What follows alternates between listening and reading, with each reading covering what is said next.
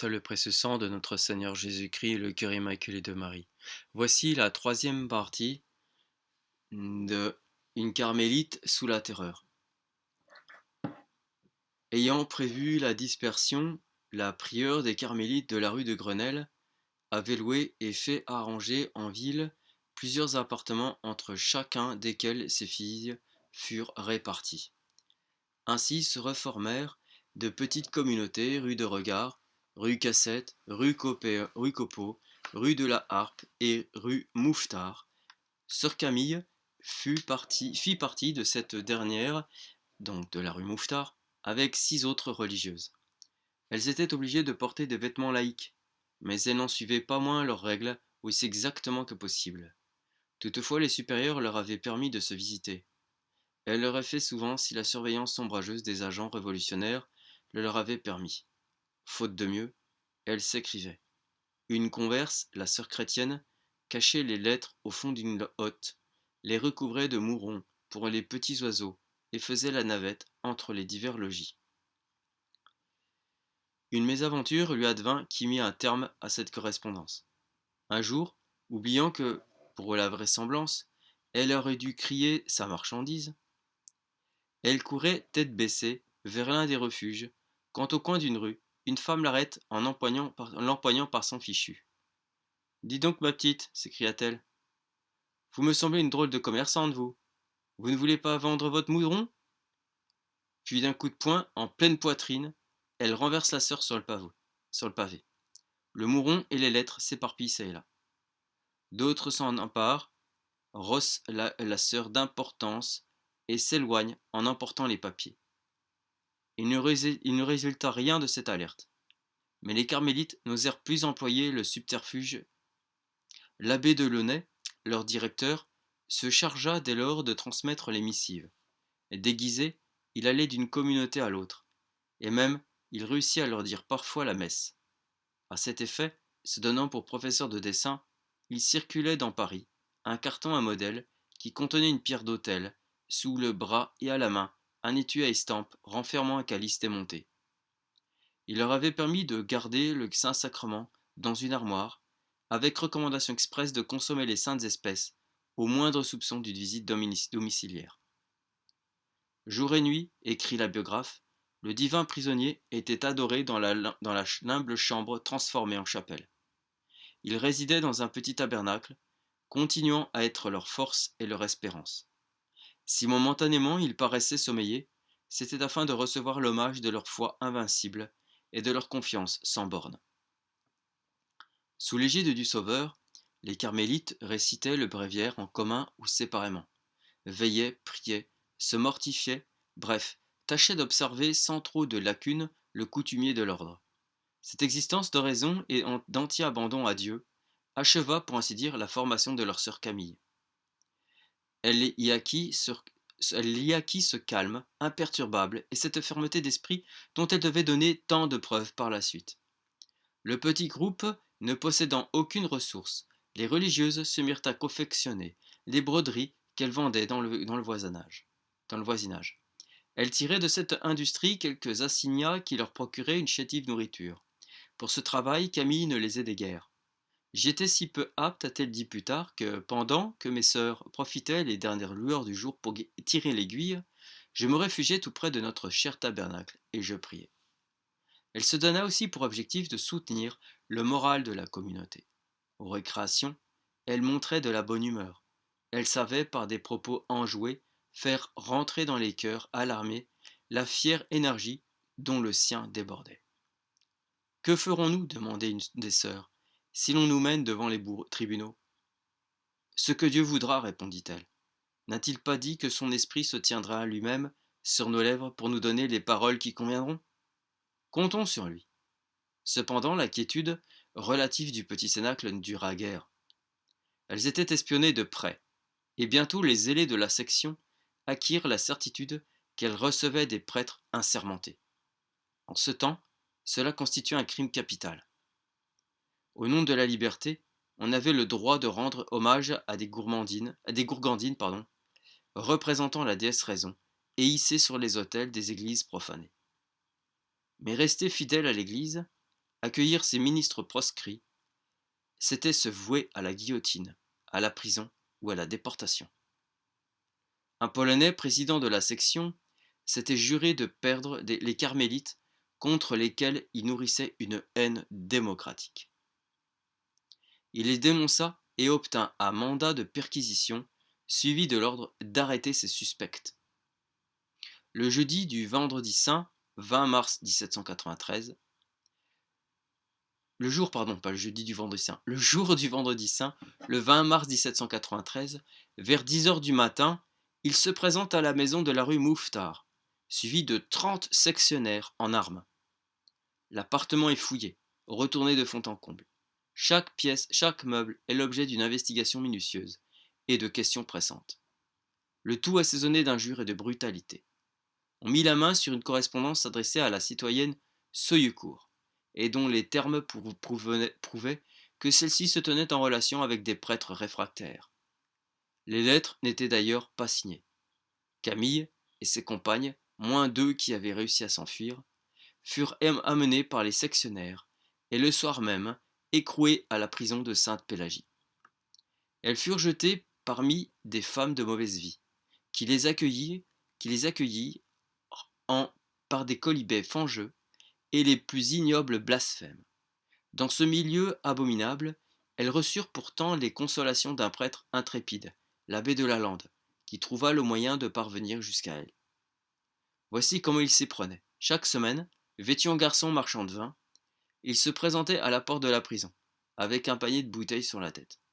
Il amadouait les geôliers, leur versait à boire, parlait haut et fort. Puis, les intéressant à son commerce, il obtenait d'eux de parcourir toute la prison, où il vendait ses liquides, encourageait les détenus, entendait les confessions, se chargeait des lettres pour le dehors et repassait le guichet en fumant sa pipe et en emportant les bouteilles vides. Cependant, la sœur Camille, tenue pour la plus dangereuse des fanatiques, arrêtée rue Mouffetard, subissait chaque jour devant les commissaires de la section du Panthéon des interrogatoires prolongés. Ils avaient lieu généralement le soir et duraient souvent de 5 heures à minuit. Soutenue par l'oraison, elle lui montrait beaucoup de sang-froid et de présence d'esprit. Attentive à ne compromettre personne, elle mesurait ses réponses, ou lorsqu'il y aurait eu danger à dire la vérité, déclarait d'une voix ferme qu'elle ne dirait rien. Dans ce cas, ni instance ni menace ne réussissaient à lui arracher un mot. Parfois, les enquêteurs possédaient quelques cultures. La plupart du temps, c'étaient des illettrés, qui ne comprenaient rien aux missives saisies, s'imaginaient que toute phrase dissimulait des complots. La chose devenait presque comique quand il s'heurta à des passages où il était question de spiritualité ou de vie intérieure. C'est ainsi que l'un d'eux, déchiffrant avec peine une lettre de direction écrite par l'abbé de Florac, crut y découvrir cette phrase: Il faut faire mourir la nation. À ce coup, il crut bien tenir l'indice d'une conjuration liberticide. Comment, s'écria-t-il, détestable aristocrate, tu admets qu'on souhaite de faire périr la nation? Sœur Camille demanda le papier, examina le texte incriminé et répondit avec un sourire assez malicieux: Vous avez mal lu. Il ne s'agit pas de la nation, mais de la nature. Mon correspondant m'écrivait ceci: Il faut faire mourir la nature, et quand elle se révolte, la comprimer, quoi qu'il en coûte. Cela s'adresse à ma personne, morale, et n'a rien à voir avec la politique. Mais l'autre n'était pas convaincu. Il hocha la tête et mit la lettre de côté comme très suspecte. On saisit combien, menés par des êtres aussi obtus, les interrogatoires devenaient périlleux. Il ne faut pas oublier que dans la plupart des cas, les inculpés se trouvaient en présence d'imbéciles féroces du même acabit.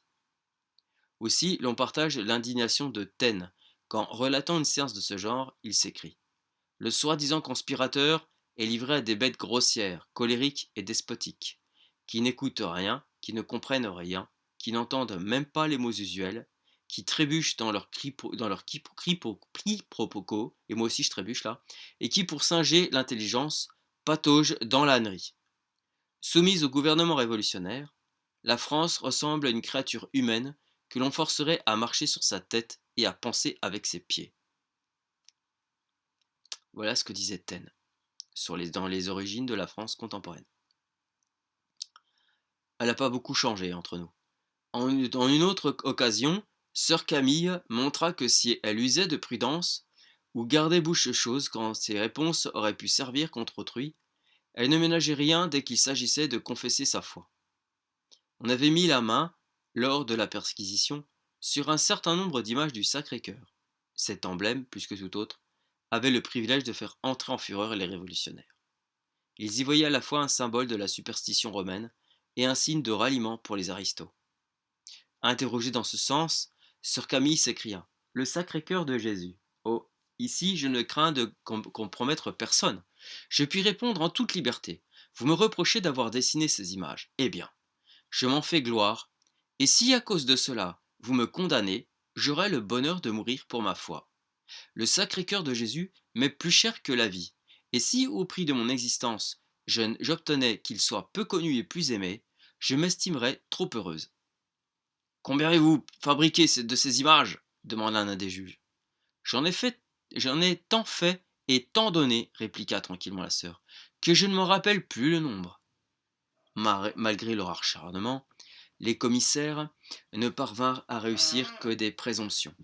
Il faut croire qu'ils conservaient quelques scrupules d'équité, car leur rapport ne conclut pas à l'envoi des religieuses devant le tribunal révolutionnaire. D'autre part, la famille de Seuillecourt avait multiplié les démarches pour sauver la sœur et ses compagnes. On a lieu de supposer également que quelques-uns des enquêteurs mirent à prix leur indulgence. Bref, le 11 mai, ils déclarèrent les preuves insuffisantes et firent remettre en liberté les carmélites. La prieure, estimant que sœur Camille restait la plus compromise, décida qu'elle rentrerait provisoirement à la maison paternelle. La courageuse fille en éprouva beaucoup de chagrin, mais elle était trop soumise à la supérieure pour présenter quelques objections. Elle se soumit humblement. Avant de suivre la sœur Camille à travers les remous du cyclone révolutionnaire, il n'est peut-être pas hors de propos de rapporter la façon dont quelques-unes de ses sœurs, appartenant à la petite communauté de la rue Cassette et arrêtées peu après, tinrent tête aux sectaires. Cette digression présentera un double avantage. On y verra que l'énergie et la grandeur d'âme manifestées par la sœur Camille ne lui étaient pas spéciales, puisque d'autres religieuses formées, comme elle, selon l'esprit du Carmel, l'égalèrent en intrépidité. Ensuite, elle fournira un document de plus sur cette horrible époque, où le seul fait de rester fidèle à l'Église, en réprouvant le schisme, constituait un délit qui, au regard des possédés de la Révolution, méritait les pires châtiments. De par la constitution civile du clergé, le gouvernement révolutionnaire avait rompu avec Rome, et il avait été décrété que tout prêtre qui refuserait le serment de se conformer à l'organisation nouvelle de l'Église serait mis en état d'arrestation, condamné sans délai, incarcéré ou déporté. Un trop grand nombre se soumit, mais d'autres obéirent au pape, qui, par deux brefs, en date du 10 mars et du 11 avril 1791, avait interdit le serment, déclaré nulles les élections laïques de curés aux paroisses et les élections épiscopales sacrilèges des ordinations. Tout jureur qui ne serait pas rétracté dans l'espace de 40 jours était suspendu, et s'il persistait, retranché de l'Église comme schismatique. Aux religieux non-prêtres et aux religieuses les sectaires voulurent imposer le serment d'égalité, qui impliquait l'adhésion au régime. Sur ce point, les brefs du pape ne se prononçaient pas, mais les prêtres réfractaires, restés les directeurs secrets des religieuses, estimaient qu'un tel acte de soumission aux principes promulgués par les athées constituerait une faute grave, et ils avaient interdit à leurs ouailles de le commettre. Les carmélites de la rue Cassette, au nombre de 9, avaient obéi, et de là leur arrestation. On les conduisit d'abord à la section, où on les somma de prêter le serment. Sur leur refus unanime, on délibérait de les envoyer au tribunal révolutionnaire, autant dire à la guillotine.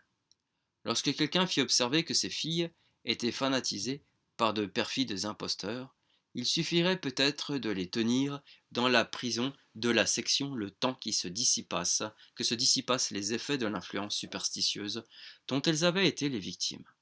Ce plan fut adopté et la petite communauté verrouillée à la prison de Port-Libre. Les administrateurs de police venaient à peu près tous les jours visiter les prisonnières et leur demandaient chaque fois si elles étaient disposées à jurer. Celle qui répondait négativement était chargée d'injures et de menaces. Celle qui gardait le silence était recluse pour 24 heures dans une salle où l'on avait enfermé des folles. Pardon. Aucune des carmélites ne faiblit. Elles avaient d'ailleurs, pour les soutenir, les visites de l'abbé de Lalande, qui, toujours déguisé en garçon marchand de vin et muni de son panier à bouteilles, réussit à s'introduire auprès d'elles 1 ou 2 fois par semaine. L'abbé remit à l'une d'elles Sœur Victoire, un écrit portant ce titre, avis aux religieuses, où un prêtre inconnu exposait les raisons qu'il y avait, au point de vue spirituel, de refuser le serment. C'était une imprudence, car les prisonnières subissaient des fouilles fréquentes, qui ne respectaient même pas leurs vêtements le plus intime. Au cours de l'une d'elles, le papier fut découvert, grand témoin parmi les zélés de la section. Sœur Victoire comparut aussitôt devant les commissaires. Voici son interrogatoire. Je le reproduis tel quel, car il montre à la fois l'état d'esprit des inquisiteurs et la trempe d'âme de leurs victimes. Le commissaire. Connaissez-vous cet écrit? Sœur Victoire. Je le connais. L'approuvez-vous? Oui, je l'approuve. Quelle raison nous donnerez-vous de ne pas faire le serment? Il est contraire à mes vœux, et ma conscience s'y refuse. Tu veux donc être esclave? Non des hommes, mais de Dieu. Cependant Dieu t'a créé libre. Oui, de faire le bien ou le mal. Or, ce que vous me demandez est le mal pour moi. Ce sont tes prêtres qui t'ont monté la tête? Non, c'est la Convention elle-même qui m'apprend ce que j'ai à faire, puisqu'elle déclare que la liberté, comme elle entend, est la suppression de tout engagement indissoluble. Comme mes vœux sont indissolubles, je ne puis faire un serment qui les anéantirait. Alors tu préfères ne pas obéir aux lois? Mais je ne demande pas mieux que d'obéir tant que les lois ne seront pas contraires à ma conscience. Et ta conscience te dit donc que tu es plus élevé que moi qui représente la loi? Non. En ce moment, je vous regarde comme au-dessus de moi, puisque vous êtes mon juge, et qu'à ce titre, vous avez le droit de m'interroger. Tu crois donc que devant Dieu, il y a des hommes plus grands que les autres? Non. Je sais que nous sommes tous égaux devant Dieu et devant la loi. Mais je ne veux pas faire le serment parce que la loi de Dieu, qui passe avant la loi humaine, me défend de jurer en vain. Ce n'est pas jurer en vain, puisque c'est pour sauver ta vie. J'aime mieux mourir. Eh bien, on se délivrera de toi et de 100 000 comme toi. Je vous pardonne d'avance ma mort. Vous me rendrez même un véritable service, car, depuis que la force m'a fait sortir de mon couvent, où j'étais par ma volonté, je mène dans le monde une vie malheureuse.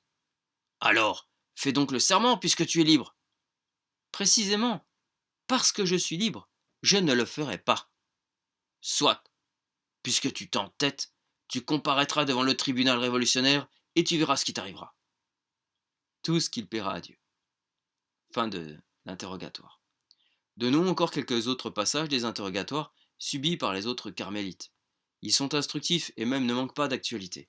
En effet, si de nos jours on exige plus le serment d'adhésion à la République des religieuses et chassées de leur monastère, dépouillées de leurs biens et obligées pour vivre en commun, de s'exiler, on leur explique encore volontiers qu'au nom de la liberté, elles ne sont pas libres de se tenir en clôture pour prier Dieu.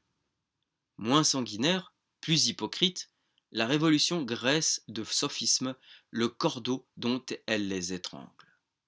Lorsque comparut la seconde religieuse, sœur Louise-Thérèse, le juge voulut entamer une controverse avec elle. Il lui fit d'abord un style du contrat social, un long exposé de la liberté tel que l'entendaient des révolutionnaires. Puis il lui demanda si elle ne jurerait pas maintenant obéissance à des principes aussi sublimes. La sœur, que ces tautologies pâteuses influençaient fort peu, lui répondit: Je ne puis jurer de maintenir une liberté aussi indéfinie que celle-là. Le commissaire lui représenta alors que le serment était exigé par la loi, et il ajouta: Tu voudrais donc une république sans loi? Mais la sœur avait de l'esprit. Elle répondit du tac au tac: Supposez que je sois chez les Turcs. Est-ce que je ne pourrais pas vivre à Constantinople sans jurer de maintenir le Coran? Le juge, cloué, se mit en colère. De quoi vivras-tu, s'écria-t-il, si tu tombes à la charge de la nation? Et la sœur: Si je puis travailler, je puis travailler. Et en tout cas, si ma pauvreté ne me met à la charge de la nation, à qui s'en prendre? La maison à laquelle j'appartenais, n'avait-elle pas des ressources? N'avais-je pas une dot? Vous avez tout confisqué. Sur ce coup droit, le commissaire cherchait une diversion. Où as-tu les brefs du pape qui condamnent le serment? Lorsque j'étais encore dans mon couvent. Mais au fait, dis-moi un peu, qu'est-ce que c'est que le pape? Il n'y a pas si longtemps que vous étiez catholique pour ignorer ce que c'est que le pape. Tu es l'esclave d'un homme et tu défères, en aveugle à ses sentiments.